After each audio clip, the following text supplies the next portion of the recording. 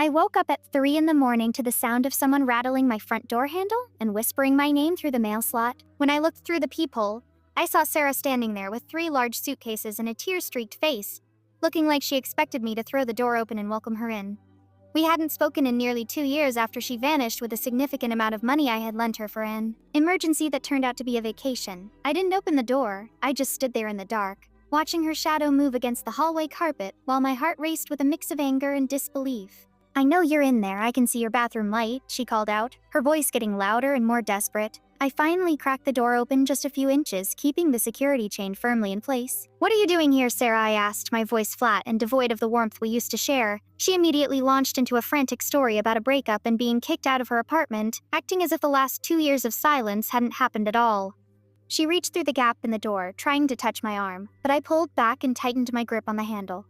"I don't have anywhere else to go, you're the only person who actually cares about me," she sobbed, using the exact same phrasing she had used the last time she needed a favor.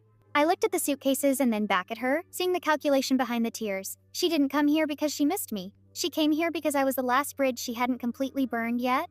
I told her no, that she couldn't stay and that she needed to leave before I called the building manager to have her escorted out. Her face changed instantly, the tears drying up as she realized the old tactics weren't going to work this time. "You're really going to leave me out in the hall like a dog," she hissed, her voice sharp and ugly. "After everything we've been through, you're going to be this petty over a little bit of money." It wasn't about the money, it was about the fact that she had treated our friendship like a resource to be mined until it was empty.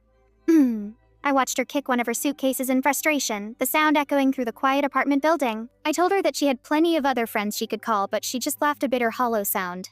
"They all blocked me," she admitted, finally letting the truth slip through the cracks of her performance. I realized then that if I let her in, even for one night, I would never get her out again. She was a professional victim who would slowly drain my energy and my bank account until I was as miserable as she was. "I'm sorry you're going through this," I said, and I actually meant it, "but you can't stay here."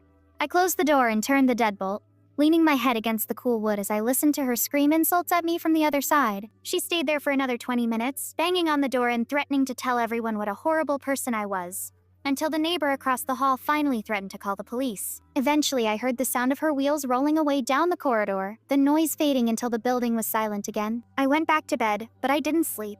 I just lay there staring at the ceiling and thinking about the person I used to be, the one who would have let her in without a second thought. I felt a strange sense of mourning for that version of myself, but also a profound sense of relief that she was gone. The next morning, I saw a smear of lipstick on my doorframe where she had leaned her head, and I wiped it away until the wood was clean again. I haven't heard from her since, and I hope I never do.